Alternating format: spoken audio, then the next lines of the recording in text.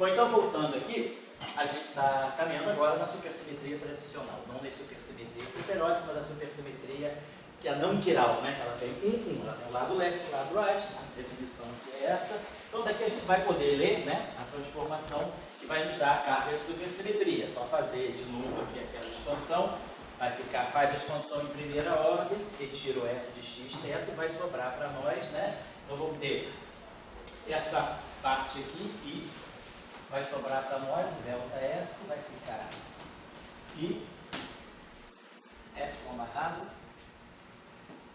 gama mi, θ, dmi, φ, dms, né?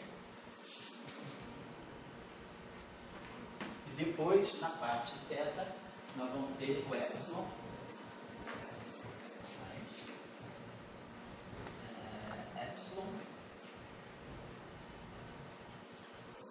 aqui vamos fazer o seguinte, epsilon alfa, tá certo? Tá certo. Vou botar aqui as coordenadas, né? Epsilon alfa e vou botar assim só para a gente chamar a atenção de uma coisa, epsilon alfa, dθ alfa, atuando em S. Aqui vamos só ver a seguinte coisa. Esse epsilon, vamos lembrar que epsilon é maiorana, né? Então, epsilon barrado é C, epsilon, só para é C, epsilon barrado transposto. Vamos botar aqui, epsilon transposto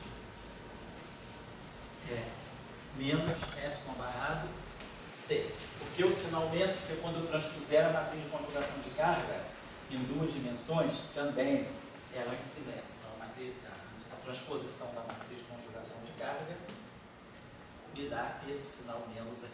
Esse espaço dois-dimensional, esse C, sempre vira aquele o epsilon de o C, conjugação, mas que é sigma Y. Isso, vai ser sempre, vai estar ligado, vai depender da representação.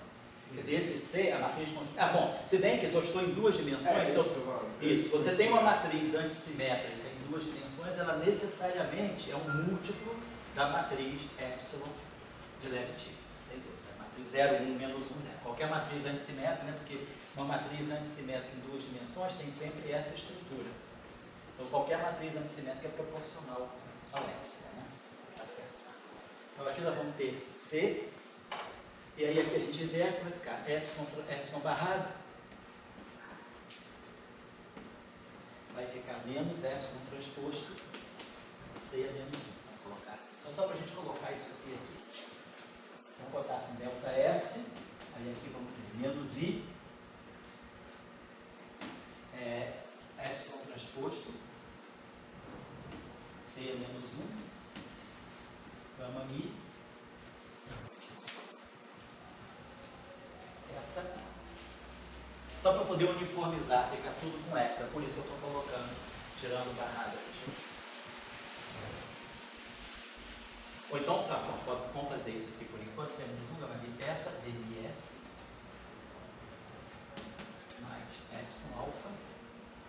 Vou botar assim, d de θ alfa, vou botar assim, S. E poderia ter adotado um outro ponto de vista, que é expressar esse epsilon aqui, porque esse F que está aqui é maiorana, né? Então a gente tem epsilon igual a C, epsilon barrado transposto. Só que sob a forma matricial, isso aqui é um epsilon, eu posso transpor essa equação aqui. Então, epsilon transposto é epsilon barrado é menos epsilon barrado C é menos 1. Então, se quisesse, eu poderia ter colocado esse epsilon aqui por menos epsilon barrado C é menos 1 e ter fatorado o epsilon barrado. Então, faz, é uma questão de escolha. Cada um escolhe a convenção que quiser. Eu vou trabalhar com epsilon assim. Aqui, só lembrar o seguinte, que C, gama mi transposto, C é menos 1, é menos gama mi. Então, vamos botar assim, gama mi transposto, C é menos 1, é menos C é menos 1 gama mi. Então, a gente pode, como essa matriz aqui é antissimétrica, eu posso escrever isso aqui assim, C é menos 1, gama mi transposto, igual a menos C é menos 1, entendeu? Se eu fizer essa operação aqui, gama mi transposto vem para cá. C transposto é antissimétrico, quer dizer, o inverso de uma matriz antissimétrica é uma matriz antissimétrica. Então, C transposto menos 1 é a mesma coisa que C é menos 1 transposto, isso não aumenta, porque a matriz C, se a matriz C, desculpa, é antissimétrica, C é menos 1 também é antissimétrico. Então, C é menos 1 transposto é menos C é menos 1, então está certo, né? Então, por isso, fica menos, então essa matriz aqui é simétrica. Então, esse C é menos 1 gama aqui funciona como uma matriz simétrica. Então, nós temos a seguinte coisa aqui, botar assim, delta S igual a menos I, epsilon transposto. Vamos botar, se a gente quiser, pode botar assim, ó, epsilon alfa, C é menos 1 gama mi alfa beta, beta beta, dmi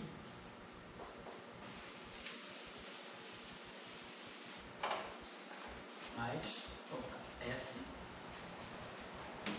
mais epsilon alfa d de beta alfa S. Então a gente pode fatorar esse epsilon aqui, botar assim, ó, da epsilon alfa. Se quiser, posso até botar o I mesmo, né? Assim, né? Eu posso botar, vou botar assim, vai ficar I. Vou botar esse, vou deixar esse I aqui, vou botar o epsilon alfa nessa. Então vai ficar menos I, C é menos 1, gama mi alfa beta, beta beta, dmi mais d alfa S.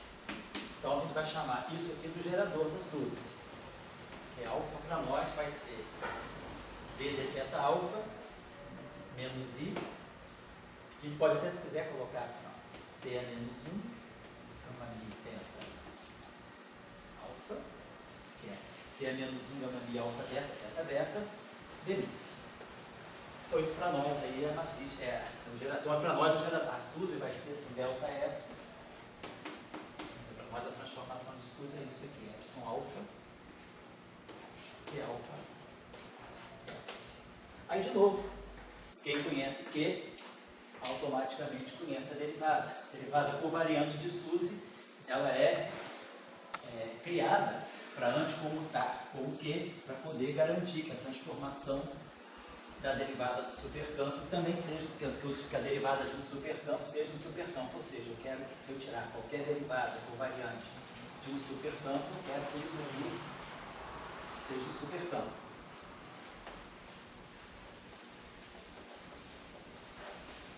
Então, para isso, né, a gente vai fazer a variação aqui, né? Bota a derivada aqui, essa derivada vai ter que passar por aqui, chegar aqui, então ela tem que, como ela anticomuta naturalmente por isso, ela teria que anticomutar por isso. Então a gente sempre cria, né, a derivada covariante para que ela anticomute com os geradores de supersimetria. E aí, isso aqui acontecendo, fica claro para nós que a transformação de SUSE, da derivada do supercampo, que posso escrever aqui como sendo epsilon beta e beta e alfa S. Só uma dúvida. Pode falar. A questão do alfa e beta, ele não teria tipo uma métrica, igual você discutiu no semestre passado, que ele é abaixado? Você pode também, você pode criar. Se você quiser em 2 dimensões, eu não faço isso, o livro do Pizarro faz isso. Você pode criar, se você quiser, você pode fazer o seguinte. Quando você define, pega um bilinear fermion, θ barrado psi. Então isso aqui é θ barrado alfa, psi alfa. Se você, esse θ barrado, então é θ transposto, a menos de um sinal menos, θ transposto, C é menos 1, alfa, psi alfa. Então isso aqui é um θ beta, C é menos 1, beta alfa, psi alfa. Então você pode imaginar, isso aqui é antissimétrico, justamente, isso aqui está ligado ao epsilon, você pode criar uma meta, você pode começar a pensar o seguinte, então você usa esse objeto, você cria esse objeto aqui, você faz isso aqui. Isso aqui é a mesma coisa que, assim, θ beta, C menos 1, C beta alfa. Então você pode criar uma espécie de uma métrica antissimétrica e embutir no cima e embaixo a matriz C. Se você quiser, você pode fazer isso. O livro do Brizard faz isso. Eu não estou fazendo só para não criar mais uma convenção, mas pode sim. Você pode introduzir, vamos dizer, no espaço estenorial, uma espécie de uma métrica antissimétrica, que é a matriz de conjugação de carga. Aí você, em vez de ficar carregando muito dessas coisas, você bota índice em cima e embaixo, tá? Mas é só uma questão de convenção.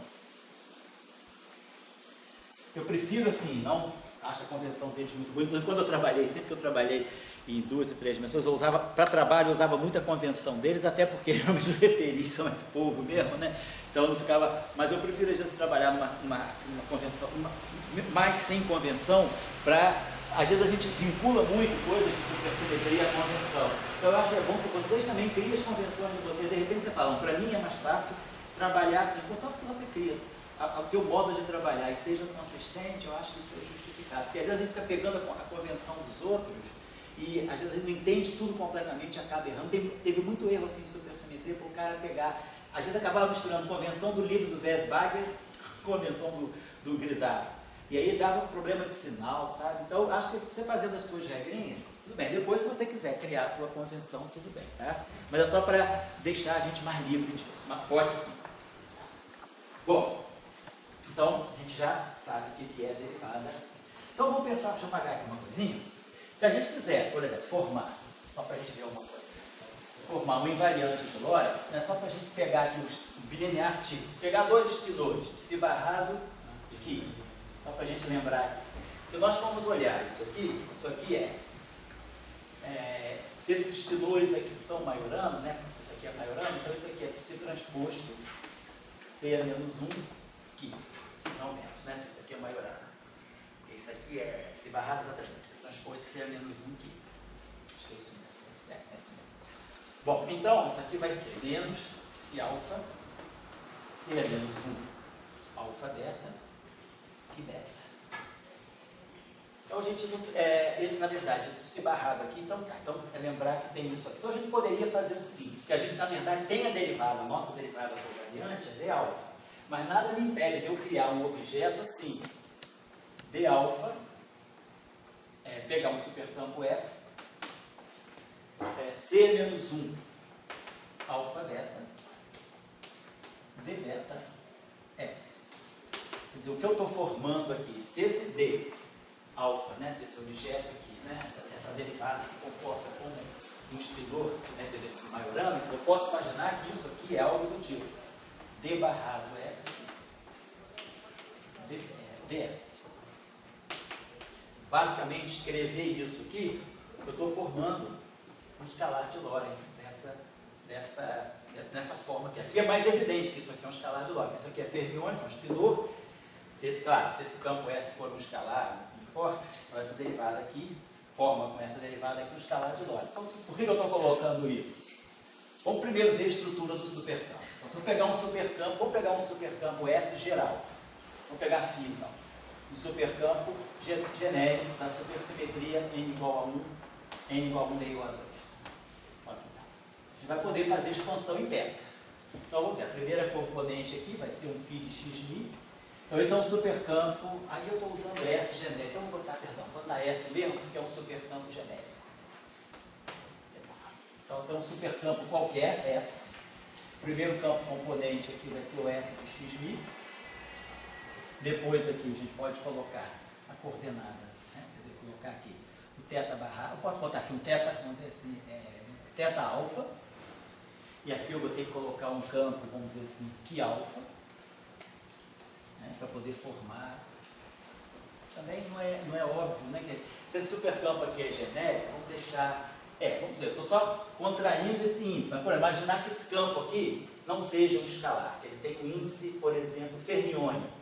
Então, se aqui tivesse um índice fermiônico beta, aqui eu teria um índice beta. Então, aqui, além dessa contração, que essa contração aqui, né, vai me deixar, quer dizer, tem um θ alfa, né? Só para não deixar isso aqui livre assim.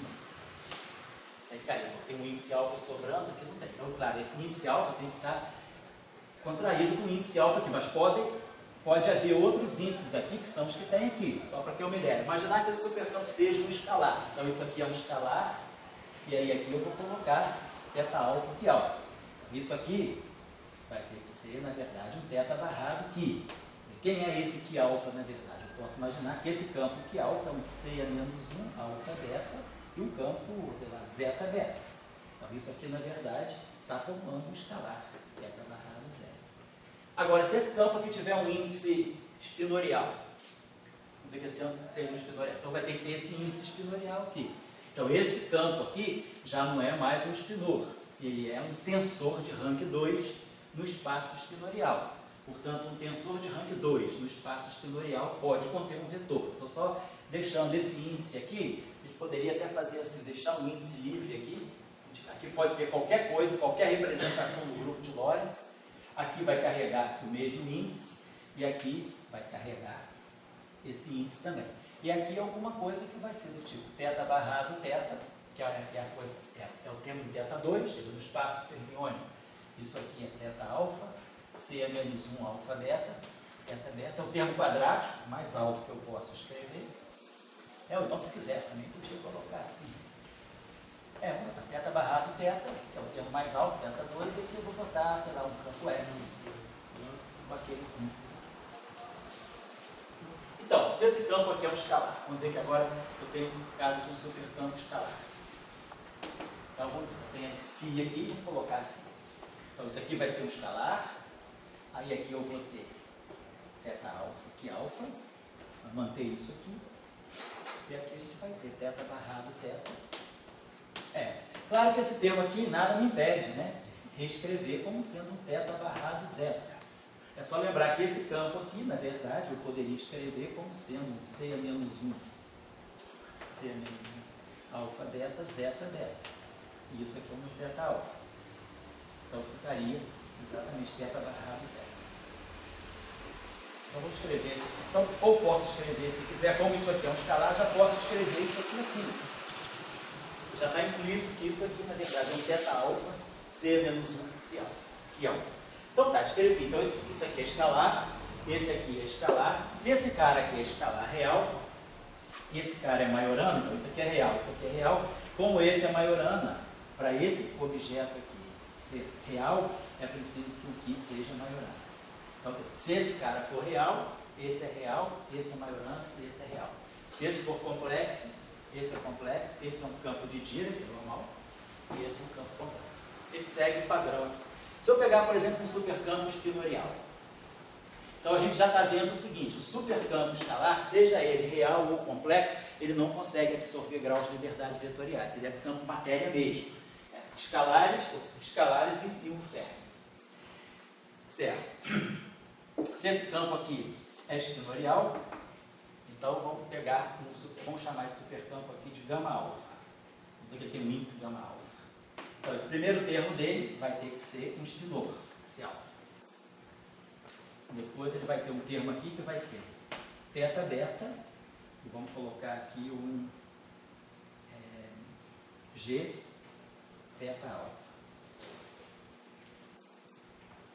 E aqui a gente pode colocar θ barrado θ, botar aqui um zeta alfa. Então, esse supercampo aqui é um supercampo fermiônico.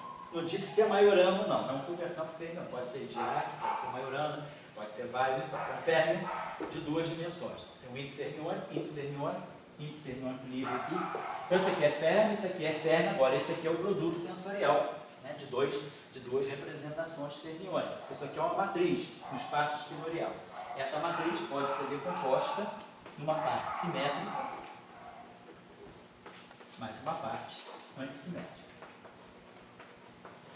Então, essa matriz pode ser decomposta em duas partes. Claro que a parte antissimétrica necessariamente é proporcional ao Lev-Dirichlet. Alguma coisa do tipo epsilon beta alfa. Se quiser, posso colocar aqui a matriz de conjugação. Vou botar epsilon beta alfa. E um escalar aqui que eu vou chamar de S. Eu já chamei de S. Vou chamar esse escalar aqui de... Então, porque isso aqui é um tensor de rank 2. Tem 4 componentes. 2 componentes aqui, 4 componentes. Uma matriz 2×2, ou uma matriz N por N, eu decomponho na parte simétrica e na parte antissimétrica.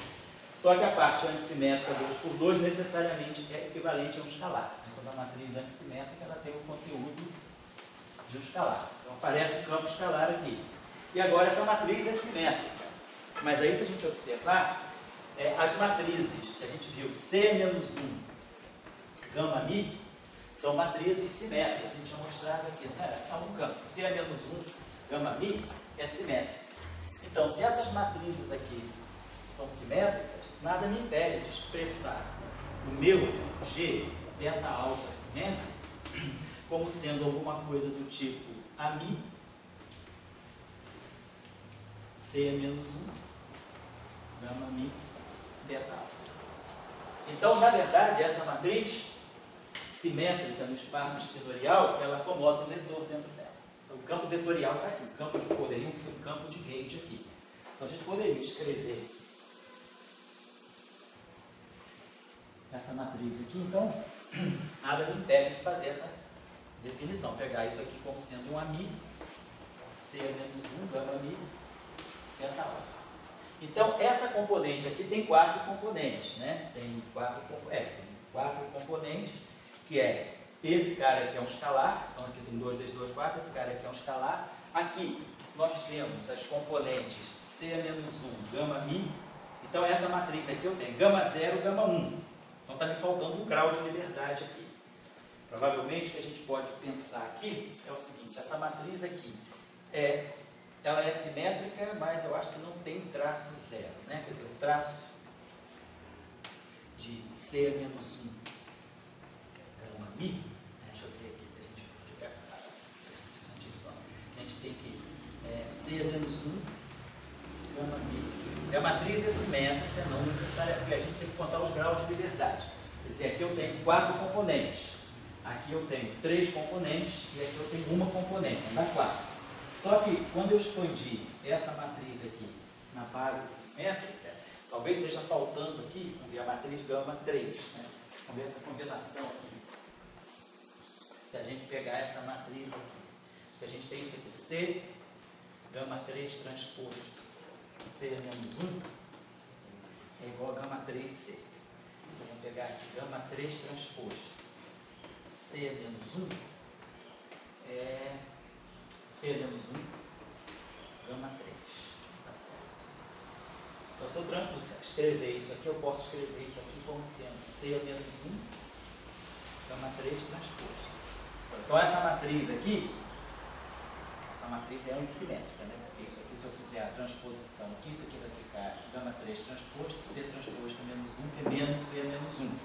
Então, essa matriz aqui, diferentemente das matrizes de gama mi, é uma matriz simétrica. Então, é antissimétrica. Aí, C menos 1, deixa eu botar aqui. C menos 1 gama mi são simétricas. E C menos 1 gama 3 é antissimétrica.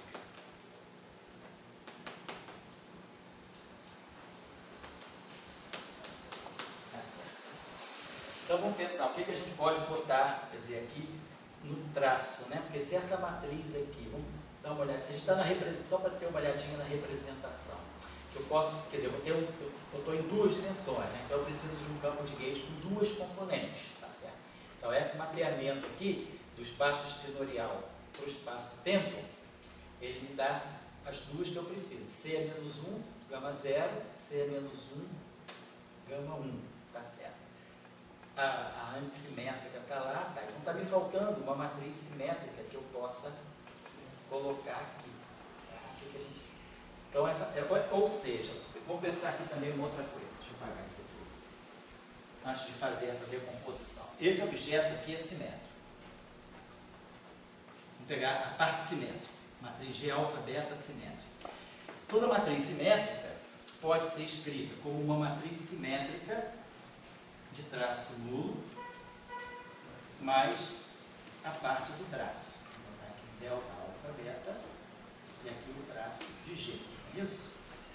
Se eu tirar o traço desse lado, aqui o traço dessa é 0 e o traço da identidade é 2, então fica o traço dessa aqui é 0, então fica traço de G igual a traço de G. Então eu decompus a minha matriz numa matriz simétrica de traço nulo mais a parte do traço, esse delta alfa beta, tá legal. E aí aqui o traço de G, tá legal. G, então vai ser o traço, tá legal. Vamos ver agora então o que a gente pode fazer aqui. Não, o traço de G não é um campo escalar? Pois é, o traço de G deveria ser um campo escalar. E agora eu queria ver o seguinte, essa matriz aqui, ela é simétrica de traço nulo. Então Então eu só queria ver se as nossas C menos 1 gama mi vão pegar aqui a 1. As gamas não são simétricas. Mas as gamas não são simétricas, eu preciso colocar o C menos 1. Por isso, mas então, tipo, C se ligar menos mais C menos 1 para lá, você quer. Quer dizer, essa matriz. Fica traço 1 ainda. Você está multiplicando essa matriz. Vamos ver o traço disso aqui, né? Então, o traço de C menos 1. C0, que é 1 menos 1. Então, o traço disso aqui é C menos 1 alfa beta, gama mi, beta alfa. Certo? Então, a matriz gama, ela não é simétrica. Essa matriz aqui é antissimétrica. Então, não estou dizendo que essa contração necessariamente é zero. Certo? É isso que eu estou querendo dizer. Então, vamos verificar aqui como é que a gente pode colocar isso aqui. C menos 1. Vamos pegar, então, a nossa matriz de conjugação de carga. Deixa eu botar ela aqui. C, gama mi transposto, C menos 1 é igual a menos gama mi. Isso aqui é geral, né? Nós estamos na nossa representação em que as matrizes gama 0, a matriz gama 0 é o sigma y, a representação de Majorana. A matriz gama 1 é o I gama x, é o I sigma x, tá? Então essa matriz aqui é antissimétrica, essa matriz aqui é simétrica. Então nós vamos ter essa aqui é antissimétrica. Então gama 0 é antissimétrica. Então vai ficar C gama 0 igual a gama 0 C. Como é que eu vou multiplicar aqui? Assim. E aí, como essa aqui é antissimétrica, tem esse sinal menos aqui, então C comuta com gama 0. E essa aqui é simétrica. Então, esse sinal aqui do lado direito fica positivo e eu tenho esse menos gama 1. Então, a matriz C é uma matriz simétrica. É uma matriz que comuta com gama 0 e anticomuta com gama 1. Então, a matriz C, claro, pode ser tomada como sendo o próprio gama 0, que é, na verdade, que é, na verdade, 0 menos I e 0, que é I sigma Y, né? Alguma coisa assim. Essa matriz, então, aqui satisfaz essa relação, ela anticomuta. Ela comuta consigo própria, que o gama 0 é o I, que é o sigma Y, e ela anticomuta com essa, e o quadrado dela ela é antissimétrica, tá certo? E ela é hermitiana também, então eu boto só o I para poder ficar real, quer dizer, nossa matriz C pode ser isso aqui. 0, 1, menos 1, 0. Que é o próprio epsilon do Levy-Tilley, vamos colocar assim. Agora, quando nós pegamos, então, o traço, então vamos pegar C gama 0. Então, C gama 0 é a própria, no fundo, é a identidade, porque o C é o próprio gama 0. Então, o traço não é 0. E o C gama 1 é o gama 0, gama 1, é o gama 3. Então, esse cara aqui tem traço 0, mas o C gama 0 não tem traço 0. Então, não seria, talvez, quer dizer, essa decomposição. Quando eu escrevo isso aqui, essa parte simétrica de traço 0, essa parte simétrica de traço 0, que me daria aqui, então, os 2 graus de liberdade, que essa matriz aqui é simétrica. Então, ela tem 3 componentes, né? Simétrica 2 por 2. A estrutura dela é alfa, beta, gama. Mas ela tem traço nulo, então aqui é menos alfa. Então, eu poderia escrever essa matriz assim. Tá certo, né? Então eu posso escrever, então essa matriz aqui teria essa estrutura. Então eu poderia imaginar, ela tem 2 componentes, eu poderia associar essas 2 componentes às 2 componentes do campo vetorial. Essa parte, como você falou, é o traço dela, é o traço da G, não o traço adjetivo, é o traço da G, que é um escalar. Então me sobrariam 2 graus de liberdade, 2 componentes aqui, uma componente aqui, e uma componente aqui. Ficariam as 4 componentes assim. Então vamos pensar que a gente possa fazer, deixa eu apagar aqui, e dizer o seguinte, deixa eu botar isso aqui assim. Vamos decompor isso assim da seguinte maneira. Vamos ter aqui teta beta, e aí aqui nós vamos ter esse G, beta alfa, simétrica, de traço nulo, vamos ter aqui o meio do delta beta alfa, e aí aqui o traço de G, e aí aqui nós tínhamos a parte antissimétrica. A parte antissimétrica a gente botou como sendo epsilon, alfa, beta, vezes rho. Então a gente tem as 4 componentes aqui, tá certo? Seria bom, certo? Quer dizer, vamos tentar depois passar isso aqui para uma notação, né, de vetor, de bivetor, de vetor. Quer dizer, mostrar que essas 2 componentes aqui a gente pode estar relacionando com um campo vetorial. Mas a gente está dizendo que o conteúdo disso aqui já é o conteúdo de spin 1. Então tá, então aqui tem dois escalares e um vetor. Então esse campo aqui ele tem dois espinores, dois escalares e uma componente vetorial. Então, de qualquer maneira, então a gente vai ter aqui dois espinores, então você tem dois spins meio, está representando os dois espinores, dois escalares e um espinho. Então, basicamente, a gente tem essas componentes. Se a gente pensar, esse cara aqui, ele tem quatro componentes reais. Vamos dizer que esse alfa aqui vai de 1 a 2, mas esse supercampo aqui, em princípio, é um supercampo complexo. Então, eu tenho dois espinores aqui, e aí aqui tenho esse escalar e esse vetor. Então, está dentro desse espectro aqui. Se a gente pegar agora um campo vetorial, a gente pegar um supercampo vetorial, vamos chamar um supercampo V índice mi. Então, ele já começa com um vetor, e aí ele vai ter a primeira componente aqui, vai ser um θ alfa, e aqui a gente vai ter um psi alfa. Então a gente já começa a trazer spin 3 meios para cá. E aqui a gente vai ter um θ, vamos dizer, θ barrado θ, e aqui um outro vetor, sei lá, w mi. Então a gente já tem um problema de estar, talvez, aqui trabalhando, né, com o índice mais alto aqui. Então já é spin 3 meios. Então provavelmente esse vetor aqui pode ser bom se a gente for olhar a supergravidade em 2 dimensões, que ele já contém aquilo que vai ser o gravitino. Mas para fazer teoria de Gauge, basta a gente pegar supercampos escalares. Então a gente vai pegar supercampos de natureza escalar. E aí esse aqui vai ter sempre spin 0 e spin meio. E campo de natureza aqui.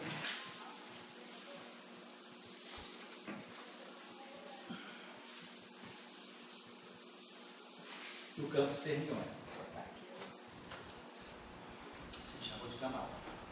Nesse caso aqui, a gente vai ter spin 0, spin meio e spin 1.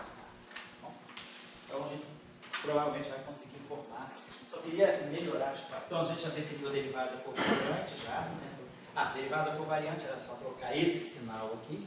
Manter sempre a mesma historinha da carga. Isso aqui nos dá a carga, que é alfa. Isso menos isso. E aí a gente mostra que a derivada por variante, para anticomutar com essa carga, chamar isso aqui de d beta, basta pegar d θ beta e aí pegar aqui mais i, c a menos 1 gama mi, beta alfa, mi. Então, fazendo isso aqui, a gente garante que esse cara tendo esse sinal mais e esse cara tendo esse sinal menos, porque é idêntico comum. Então, a gente já sabe quem são as nossas derivadas covariantes também, que vão ser importantes para depois a gente atuar nos supercampos para poder formar as ações, sobretudo as ações cinéticas. Né? Aqui.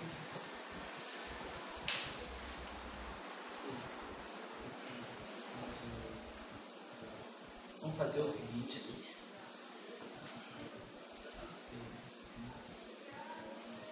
Pode, talvez aqui fazer o seguinte, só que eu queria lembrar a você, aquele nosso G beta alfa, né, vamos colocar assim, o nosso G beta alfa ele é simétrico, como um todo, certo? Então, se a gente olhar do espaço, nós estamos no espaço das matrizes 2, então, antes de fazer, então vamos lembrar, se eu voltar aqui, que eu queria só explicitar mais a forma vetorial. G beta alfa vai ser o G beta alfa simétrico, voltando aqui, tá, onde eu tinha apagado. Ou então vou chamar isso aqui de G alfa. Então nós estamos pegando um campo que é rank 2 genérico, um campo tensorial, né, de rank 2 no espaço espinorial. Então a gente vai decompor ele na parte simétrica e na parte antissimétrica. Muito bem. Então isso aqui a gente já viu. A parte antissimétrica nada mais é do que a conjugação de carga, ou epsilon, vezes o escalar. Então aqui tem um escalar. E aí a gente pensou, quais são as matrizes simétricas que nós temos à nossa disposição. Então, nós temos à nossa disposição C a menos 1 gama mi, que são duas matrizes simétricas, e o nosso gama 3. Nosso gama 3, nosso gama 3 é 1, 0, 0, menos 1, que é uma matriz simétrica também. Então, a gente pode expandir isso aqui da seguinte maneira. A mi C é menos 1, gama mi, alfa beta, a parte simétrica, mais um certo escalar, que eu posso chamar, já chamei esse aqui de ρ, vamos chamar aquele escalar aqui, né? Um escalar que eu chamei de ρ, vou chamar aqui um escalar de lambda, um outro escalar lambda, que vai ser gama 3 alfa beta. Essa matriz é simétrica e essa matriz é simétrica. Então, eu estou expandindo essa matriz simétrica com duas componentes aqui e uma componente aqui. Né? Que essa matriz aqui é o múltiplo da identidade. Então, essa matriz aqui tem duas componentes, a 0 e a 1. E essa matriz aqui, ela é 1, 0, 0, 1, 0, 0, menos 1. Então, ela tem um lambda aqui. Então, essa matriz aqui, ela vai me dar as três componentes que eu preciso aqui. Tem duas componentes do campo vetorial, uma componente do escalar e uma componente que vem da parte anticimétrica. Era isso que eu queria só colocar isso aqui mais explícito, porque na hora de fazer os cálculos... Então, senão a gente pode perguntar tudo, porque aquela coisa que você viu, gama 0 era aquela que não tinha traça 0. Isso. A gente pode escrever... Ele gama vai de 1 a 3, de 1 a 2. O mi vai de 0 a 1. É 0? Por isso, se a gente separar abaixo com traça diferente de 0, que seria gama 0. Isso. E juntar abaixo de 3, que seria 1 a 3. Entendi. Pode ser fazer isso. Quer dizer, essa parte aqui tem traço 0. Por isso. E lá tem uma de traço 0 também. Aqui também tem um de traço 0. Então, se a gente pegar um que vai de 1 a 3 e separar ele de 0. Se quiser. Eu só não estava querendo fazer isso, porque se a gente colocar o mi de 1 a 3, a gente como está nos partes de Minkowski, é bom guardar esse mi sempre 0, só por isso. Você tem razão, você falou da certo. A gente pode redefinir, reagrupar dessa forma. Então, fica claro que o nosso espectro desse campo, então a gente sabe onde está um campo vetorial. E a gente sabe também o seguinte, a nossa derivada covariante, que vai agir na matéria, é o d alfa. Então já fica claro que se eu tiver que fazer uma teoria de gauge, né, não fiz ainda, se a gente tiver que fazer uma simetria de gauge, quer dizer, fazer aqui o minimal coupling, né, a gente vai ter que covariantizar a derivada covariante de supersimetria para uma derivada covariante de gauge. Então provavelmente o que a gente vai fazer vai ser isso aqui, pegar d alfa mais i, constante, no caso abeliana, i g, e aí aqui a gente pega o nosso supercampo, que a gente chama justamente de g de gauge, né, atuando aqui. E aí fica, esse campo é espinorial, ele pode entrar direitinho aqui para covariantizar essa derivada, mantendo a covariância de Lorentz e trazendo aqui entre as suas componentes o campo vetorial. Então vamos dar uma olhadinha só para finalizar. Sabe o que, pessoal? Assim, certas contas, certos cálculos, é bobagem abrir, porque é misturar, derivar e tal. Eu prefiro mostrar para vocês como fazer as coisas, assim, qual é o caminho, e vocês aí desenvolverem os cálculos, ficar integrando, botando derivado. Não quero ficar perdendo muito tempo com isso, né? Porque isso aí vocês, aí todo mundo já tem prática para esse tipo de coisa, só para ilustrar. Então, basicamente, o que a gente espera, vamos pensar o seguinte, se a gente está pegando matéria, duas dimensões, vamos dizer que esse campo aqui vai representar matéria em duas dimensões.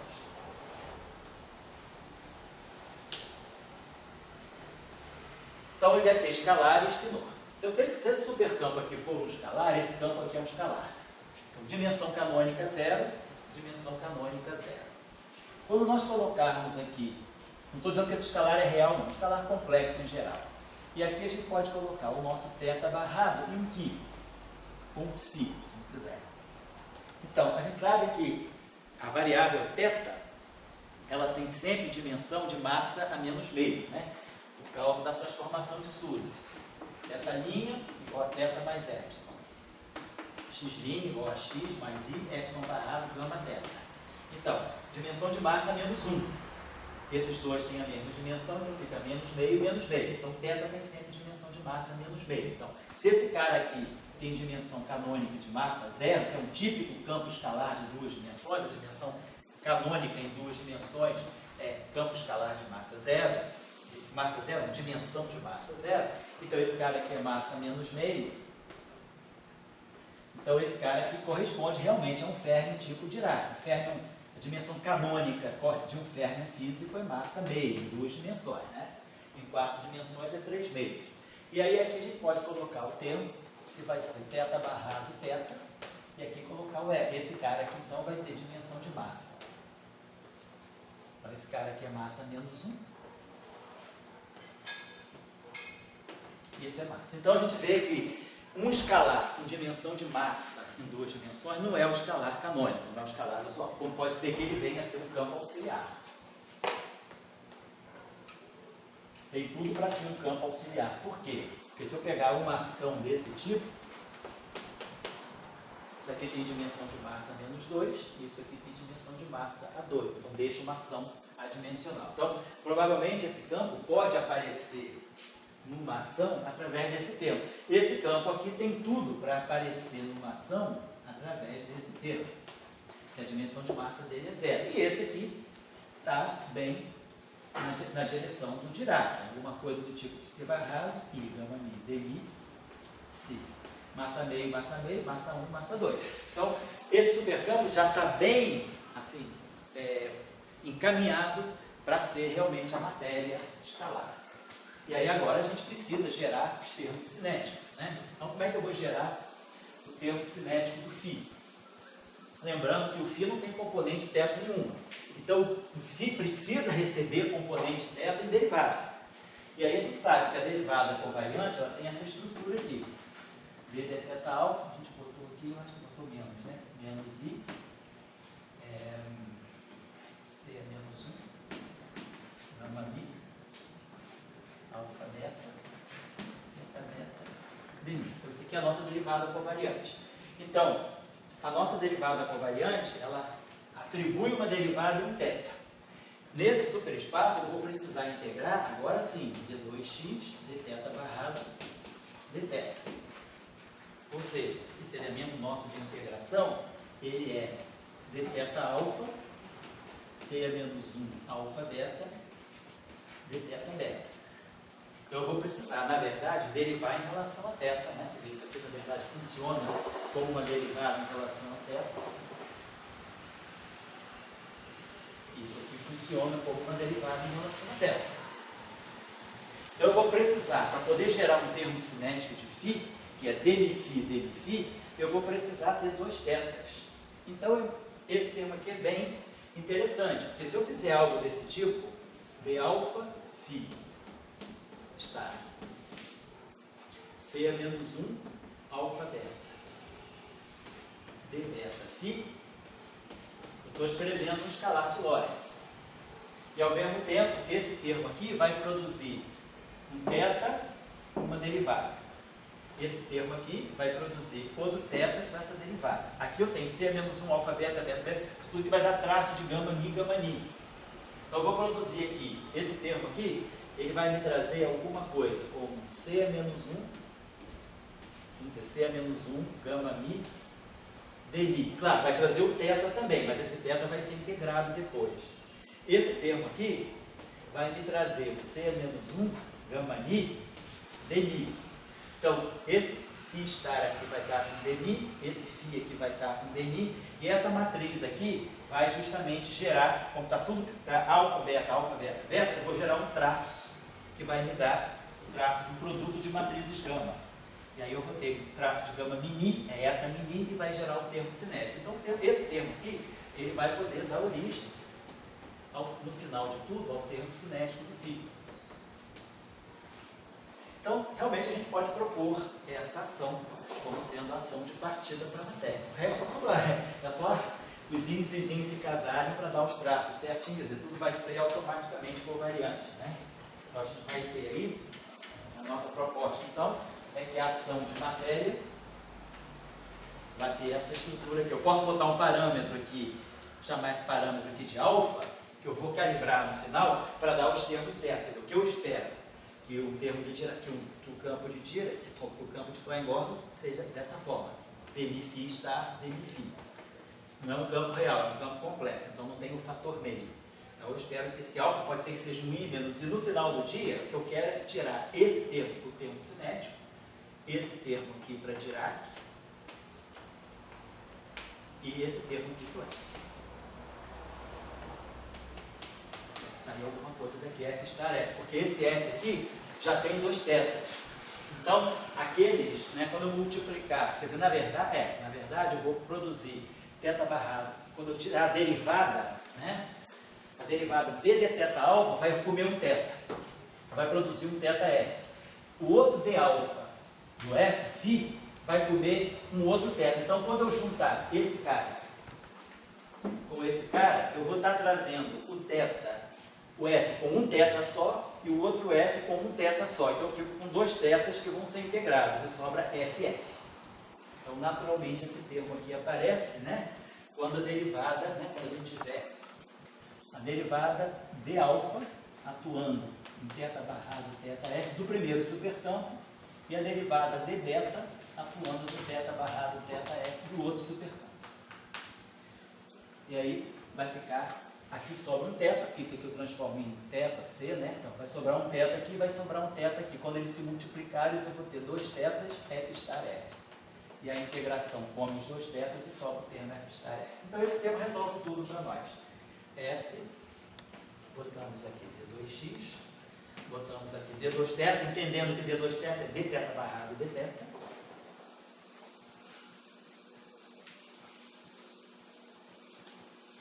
E aí aqui a gente vai ter, podemos escrever d barrado, podemos botar d alfa, φ estar, né? A gente está chamando de φ, d alfa φ estar, c menos 1 alfa beta, d beta. Então daqui a gente espera gerar os termos cinéticos usuais. E aí eu acerto aquela constante alfa para poder dar tudo certinho. Quer dizer, quando eu acertar para um, já deve dar para o outro. As coisas devem bater direitinho, então termos cinéticos, né, na matéria. Lembrando que, claro, o campo F é um campo meio particular. Vai aparecer um F2. Mas ele é um campo auxiliar que a gente vai ver, então só para terminar aqui, onde é que a gente vai poder depois dar um sentido maior. Então o nosso campo φ é adimensional. Então essa derivada tem dimensão de massa meio, né? Então isso aqui tem adimensional, adimensional. A derivada de alfa, ela é d de θ alfa.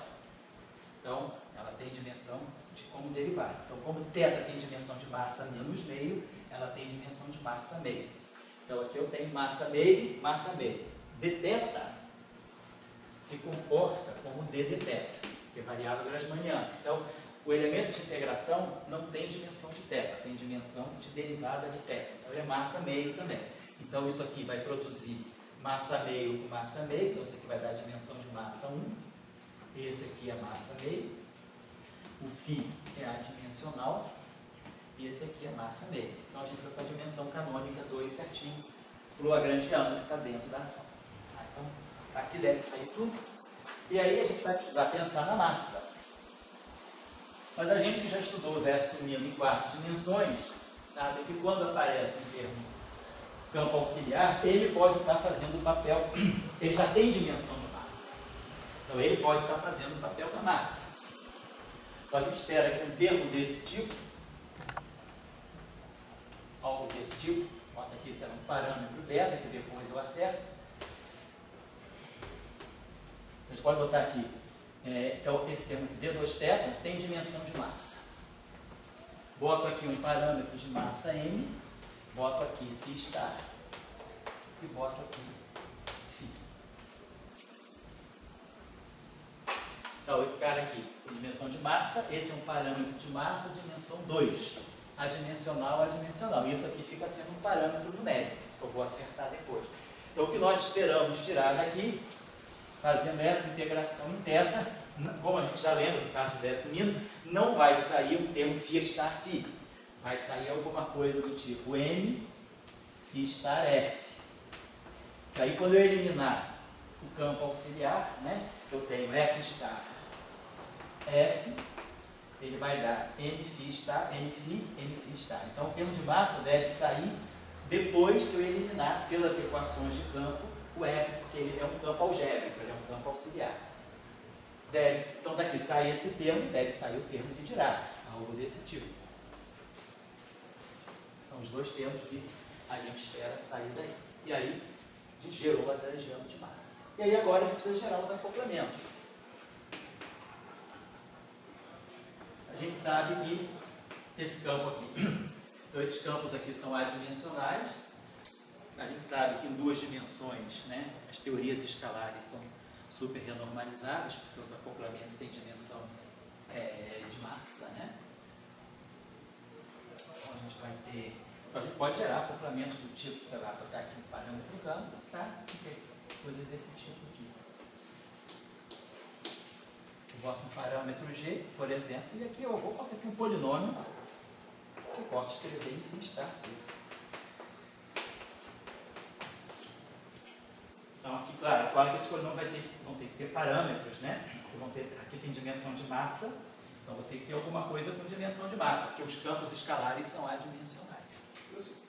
Pode falar, pois não? Um pouco mais difícil. Sim. Tipo, então, a interação, tipo, por exemplo, eletromagnetismo em umas dimensões, ficaria na parte, isso aqui, tipo... É na parte cinética. Tá na parte cinética, mas tipo, do nosso campo, E aí os você... vetores, os bósons de gauge seriam esse aqui. Estaria no G. Alfa, Exatamente, você vai fazer agora... O F já é um campo que a gente introduziu só para manter essa supersimetria. Isso, para manter a supersimetria, para equilibrar os graus de liberdade. E depois efetivar. Okay.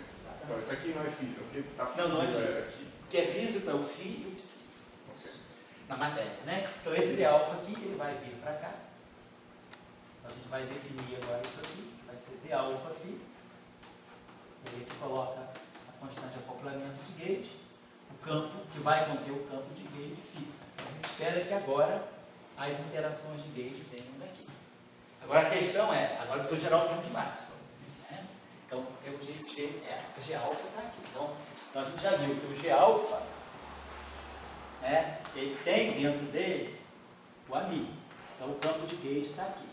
Então, agora a questão é, e o F mini? Como é que eu posso construir o F mini? Né? O F mini pertence, né, a qual supercampo? Eu preciso, só para a gente ver rapidamente aqui.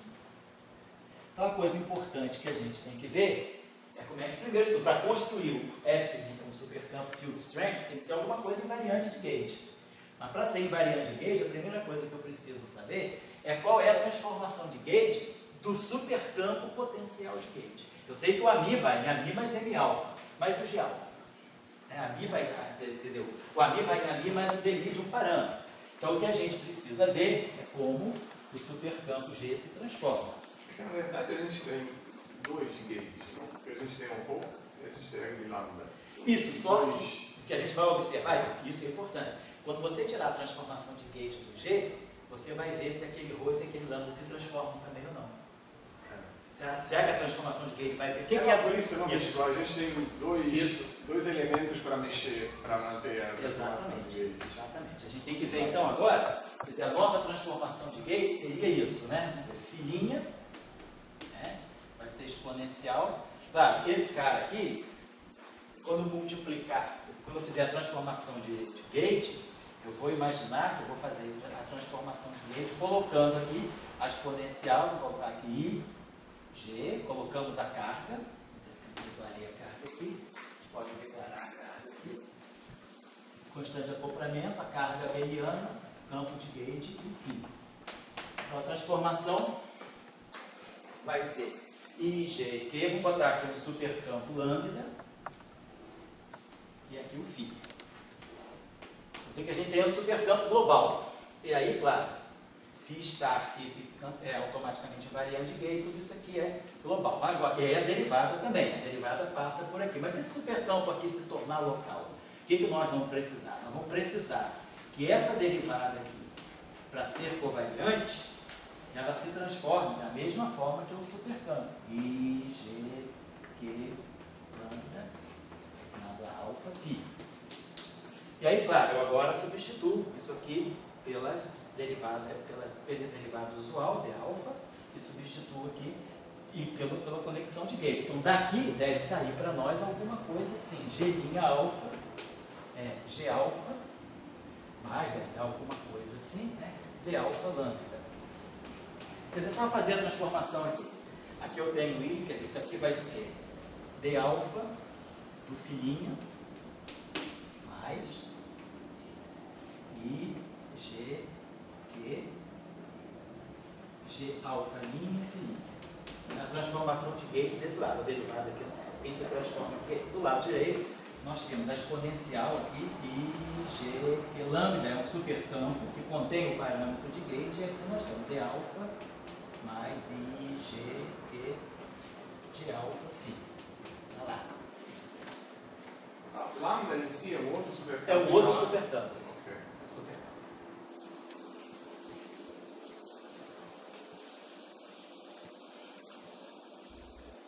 Um supercampo, claro, escalar, tá? Supercampo escalar real. Nasceu para conter um parâmetro de gate real. E aí eu vou ter aqui D alfa, vou botar aqui filhinha. Filhinha é I, G, Q, lambda, φ. Aqui. I, G, Q, alfa, filhinha, que é exponencial. Igual exponencial G, E, lambda, D alfa φ,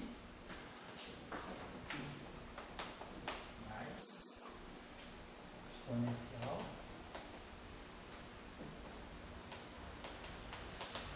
e G, G alfa. Esse termo aqui vai ter duas contribuições, vamos ter I, G, Q, D alfa, lambda, exponencial de I, G, Q, lambda, φ, mais o outro termo, exponencial de I, G, Q, lambda, φ. Tá? Então esse termo aqui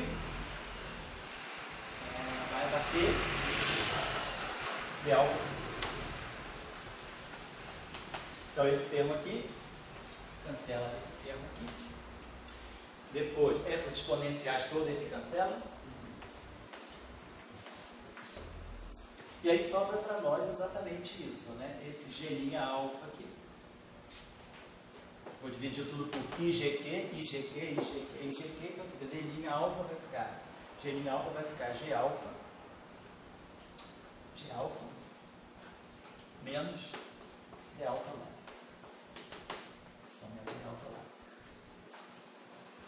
Então, o que a gente vai fazer agora? Vai expandir esse supercampo completo, G', e usar essa transformação aqui. Agora, essa derivada covariante vai atuar num supercampo escalar real, que tem essa estrutura. Então, vamos dizer, ele tem um parâmetro aqui, alfa de x, que é o parâmetro da transformação de gate propriamente. Vai ter um termo aqui, que nós podemos colocar do tipo θ barrado, isso aqui é maiorana, né? Não posso botar um i, θ barrado, beta de x, que é um parâmetro setorial, e aqui um termo, θ barrado, θ, vamos chamar aqui de um gama de x. Então eu tenho três, né? Tem esse supercampo aqui. Esse supercampo vai receber a ação dessa derivada covariante, e essa derivada covariante vai atuar aqui. O nosso supercampo, o nosso campo de gauge está onde? Ele está na componente θ daqui. Quando eu expando esse supercampo, ficava aquela componente θ beta, G beta alfa. Então a transformação de gauge importante para nós, ela tem que ser na parte linear em alfa, linear em θ. Então, quando essa derivada, por exemplo, bater aqui, ela vai ter um termo em θ de mi. Ele tem um θ de mi, está dentro da derivada. Então é esse termo θ de mi que vai produzir o dm alfa, que deve somar, que deve fazer o gauge, né? Que deve pegar o ami que está aqui dentro. O ami está na componente linear em θ. E essa derivada tem uma componente linear em θ, C menos 1 gama mi de mi. Mas é a parte em θ, θ de mi. Então essa parte linear em θ carrega a derivada de mi que vai bater nesse termo. Então esse termo vai receber uma derivada e um θ, que vai então se juntar com o θ que tem aqui o ami. Então aí a gente vê as transformações. Aí a gente vai tirar todas as transformações de gauge. Não tem outro termo também da derivada? Tem. Você vai pegar todos os termos e ver.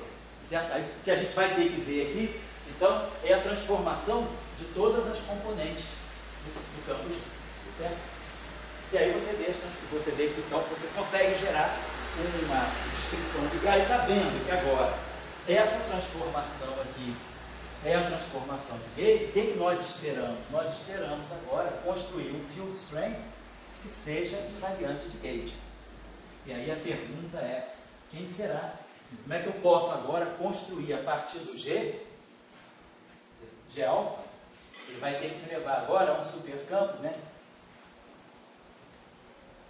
Field strength. Supercampo intensidade de campo. Que é onde vai estar o F mini. Então agora a pergunta é,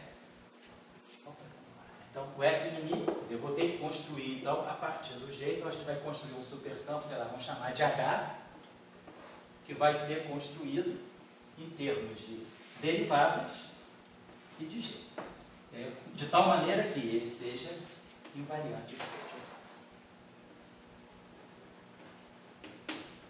Então, o que a gente espera poder formar, para poder formar o F mini. Então, isso aí eu faço com vocês na próxima aula, e aí faça aquele exercício que você está esperando, né, Osório? Que você dividir aquela coisa lá do livro, tá? Aí eu aproveito que a gente faz na teoria de que for mais conveniente. Que aí eu acho que ele entra na próxima aula.